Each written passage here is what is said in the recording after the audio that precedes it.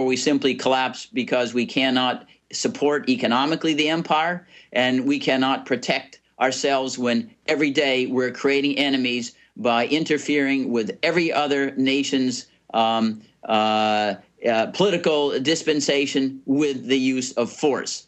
And it doesn't matter what individuals think are our altruistic motives. Yeah, we end up burning Qurans. We end up killing innocent citizens. Peeing on dead bodies. Of the beast.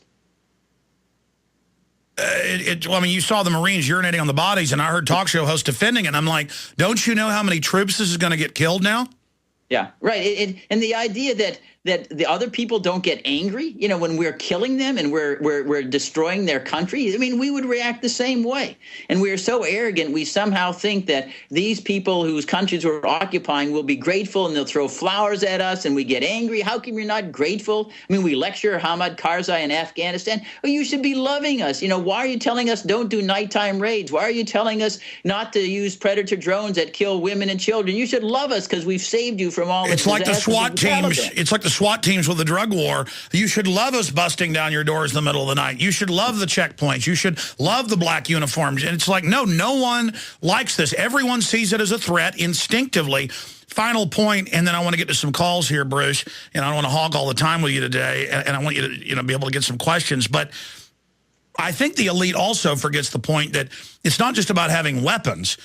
Who has the moral superiority is who tends to win over time, and we're losing the moral superiority, and it's not just in our politics, just in the culture. When the leaders start engaging in this activity, other people start imitating it, and then corruption runs rampant and the society collapses. So I agree, no way we're going more than 30, 40 years, but with the acceleration of technology and all the things that are happening, Bruce, I don't see us lasting another 15 years. I mean, I see it coming to down the line quicker. Well, it may well be, and historically, empires have collapsed very, very quickly. It's not a long, drawn-out installment plan kind of descent. And you're absolutely right with regard to the weapons technology doesn't mean victory. If that were true, we would have won in Vietnam. I mean, in fact, Robert McNamara, the first Secretary of Defense under John F. Kennedy, visited Vietnam as his first travel abroad, and he returns and says, by every quantitative measure, Alex, we have won the war already, you know? And then we remember the skids and the helicopters out of Saigon. And that is exactly correct. If it was just technology, we would have lost the Revolutionary War. You know, the British had far more sophisticated weapons, had far more frigates, et cetera. And it's ultimately the moral fiber of the people that will prevail. The Soviets had far greater technology in Afghanistan, and yet they lost because they were in there for corrupt motives as well. Well, you know the universal rule. The person that's assaulting someone preemptively from a position of corruption will end up losing. Look at Hitler in Russia. Look at Napoleon. I mean, it just keeps happening. And I think the elite have lost their minds and are imperiling us all. Let's jam in a phone call for constitutional scholar and best-selling author Bruce Fein, also the chief policy advisor to Ron Paul. Let's talk to Rob in California first, listening on 1340 AM KOMY. Go ahead, Rob, there in Santa Cruz. I want to commend you, Alex, for having Bruce on. Bruce, thank you for being on. I'll be as brief and concise as possible. Now, the listener base of this show and other shows, Coast to Coast, Radio Liberty, we're wondering if we're going to be able to have Ron Paul actually on these shows in an increasing amount, because it doesn't seem like radio, one of the vast avenues of platform for freedom and liberty, is really being utilized by the Ron Paul campaign. Yeah, I don't want, well, you do have Bruce here, and he does them on policy, and I know they've got smart people, very capable in the campaign, but I will say, the last big audiences, I mean, Coast to Coast, 16 million listeners a night. Believe me, I've been on CNN, Fox, no response. Coast to Coast, giant response. Servers crashing. Drudge Report. It's all the alternative media, and I know that's late at night, but yeah. Bruce, what about trying to get Ron Paul on some of the bigger radio shows more? Because they do have bigger audiences. It's not glitzy like Rachel Maddow with 500,000 or Fox with 2 million, but I mean, these are bigger shows. Well, the difficulty that a candidate confronts, Alex, is what you might call the opportunity cost. Ron's got to choose between influencing the future by making sure he arrives at Tampa with the greatest delegate number, and that's face-to-face activity, campaigning out there and going on a radio or television show that isn't out there face-to-face encouraging. So what you're saying is he shifted more to real politics, retail politics on the ground. With regard to in looking towards August, absolutely, because that's what's really going to give his voice a megaphone there. The greater number of delegates that he has, sure. He's not starry-eyed and thinking that no matter what he preaches, if he shows up with a handful of delegates instead of say 4 or 5 or well, Ron Paul knows a lot more about politics than I do, and I agree with you. I'm not going to second guess him on that. So I think he knows what he's doing. All right, well, Bruce, stay there. We're going to come back with one more quick segment, jamming a few more calls, maybe do 5 minutes of overdrive, but I know Bruce has got to go, but I should have gone to calls earlier. We'll be right back, and we'll also tell you about his book. In fact, we'll put it up on screen right now for viewers, but radio listeners can go to Infowars.com. We have a link to it. It's American Empire Before the Fall. Bruce Fein. Stay with us. Hello, I'm Al. The media will do every trick they can to go after Ron Paul, even having Mustaine supposedly endorse Santorum, which he put a press release out saying I didn't. But they still do what they want. Take a few calls now and a little bit of overdrive with Bruce, but it'll be gone at 5 after. Bruce, what about this subject? This is a question I want to ask just briefly. I know that I saw 3 different packages in the last 6 months of anti-Romney ads run. The last 2 weeks, they've got new ads running. But I keep seeing Politico and everybody saying, Ron Paul's secretly working with Romney, I guess to make him not look, legitimate and look like a sellout. But then I do hear debates and discussions like, well, if they did ask him to be VP, would we want a seat at the table? But I don't see him giving Ron Paul a seat at the table because they know he won't compromise. You're at the highest levels of the campaign as an advisor. Can you let us in on the scuttlebutt, sir? Well, I think that's just the rumor. That's the child of all political campaigns. Ron has staked out his positions that have not varied for decades. He's not going to compromise those because he understands his ideas that are more important than the individual. And these claims are sort of back channel, sort of a truce between Ron Paul's ideas and Mitt Romney's is just another one of those hoaxes.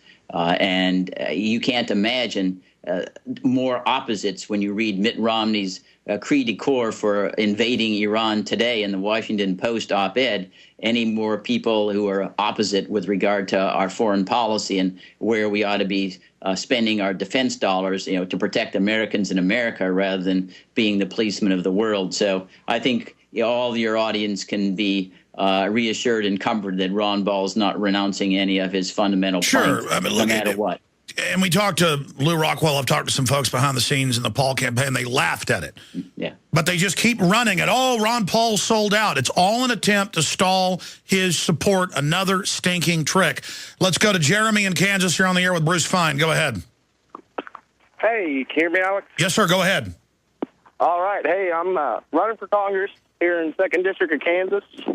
And I'd like to thank God, you, for Ron Paul and you. I don't know where to start. That's all right. We don't have a lot of time, though. Do you have a question for Bruce Fein?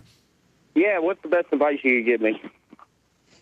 The best advice I have for you is to say, as you're a member of Congress, unlike the current contingent there, you're going to assert and take account of your responsibilities. You will decide on war and peace. You won't surrender it. You're going to insist on oversight of the executive branch. You won't just do trust me and let the president decide things. You're not going to authorize the president to shower subsidies, money, tarps, everything else on private enterprise to help his friends and destroy his enemies. And you're going to insist that the Federal Reserve Board be accountable like any other institution.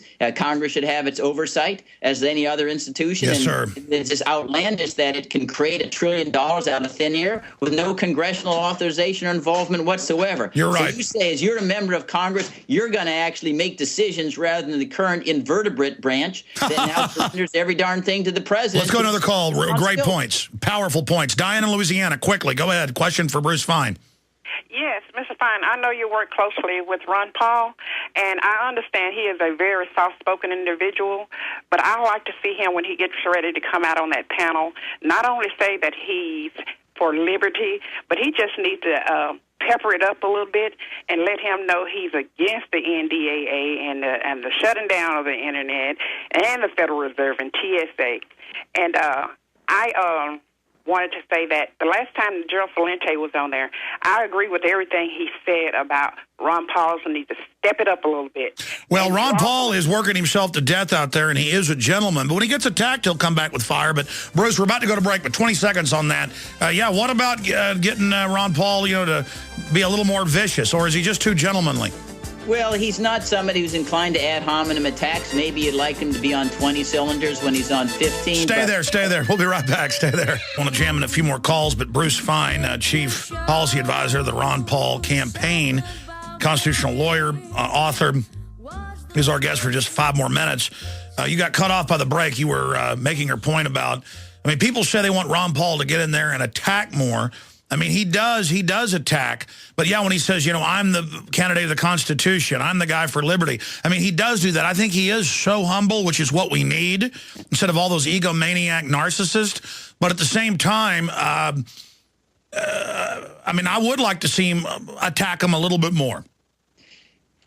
I think that maybe we'd like to see him more in a Churchillian mode, if you will. But it wouldn't be Ron Paul. And I think it's the authenticity that attracts so many. And, okay, some people just have more natural charisma than others. Start to be a play actor rather than genuine. I think that's going to end up subtracting more enthusiasm than the effort. And no, I agree with you. It is the fact that, I've met him privately, some people that know him really well. They say, the Ron Paul you see is Ron Paul. Yeah. And that's why the system always attacks the authenticity. They hate the genuineness of it. Yeah, that's right.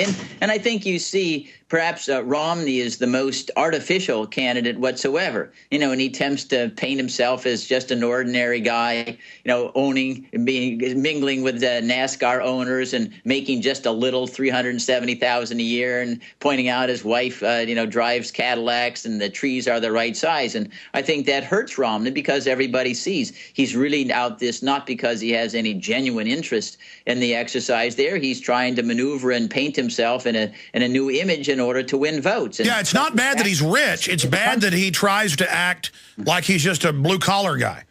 Yeah, which is such a joke, and everybody can see right through it. And I think that's one of the reasons why he's gotten so little traction and why, in my view, he's not going to arrive in Tampa with a majority of the delegates. People will still be highly suspect of his authenticity. And that's devastating when it comes to politics. Oftentimes you can get a vote from somebody who may disagree with you, but be totally supportive of your courage and your candor. But he's not getting any of those people because he flips and he flops. He is a complete weather vane, whichever way the wind blows. Mark in New Hampshire, quick question for Bruce Fein. Go ahead. Yes, sir. I would like to know if Ron Paul does make it, right, and say our military breaks off and goes against Israel, is he going to support it? Our military wouldn't go against Israel. What do you mean? Yes, they would. According to the U.S. War College, Dr. Alan Sabrowski, he said that they have proof that Israel did 9/11, and he says if they find out our military said they would break off, he says, and they would wipe Israel right off the map. Yeah, you know what? I'll have to look that up. But if there was a War College report, even though there are thousands of different people that write reports for him, if that was actually there, I would have heard about this. Is that new? No, but I'm wondering why you don't have him on, Alex. I don't even know who you're talking about, sir. I'm not omnipresent, But, Alex, I think I'd respond. I think Ron Paul has made it quite clear that Israel, like the United States, has a right to self-preservation, and he's not going to lecture them on how they think they need to exercise that. And that's their business. And just like the United States has our understanding of what our security interests are, and we don't want any country try to lecture us about that. And that's why we understand deterrence is what works. And we would incinerate Iran if they attacked us. But we want the opposite of this global entanglement garbage that George Washington talked about. Why can't we be like Switzerland and neutral and then be wealthy? I mean, people that are neutral are smart. Yeah, exactly, because they know in the other countries they exploit our empire mentality by letting us pick up the bill and the cost of their defense. I mean, look at Japan, South Korea, wealthy as can be, and we got tens of thousands of troops there defending them against their would-be enemies. I mean, this is crazy. They got to defend themselves. And the fact is, Alex, we have the luxury that we should not overlook of being the most powerful country in the world, and there's nobody who's an existential threat for exactly, Bruce. That we should recognize that and said we're inventing goblins out there. Exactly. Great job, Bruce. Say hi to Ron Paul for us. Thank you, sir. Thank you so much.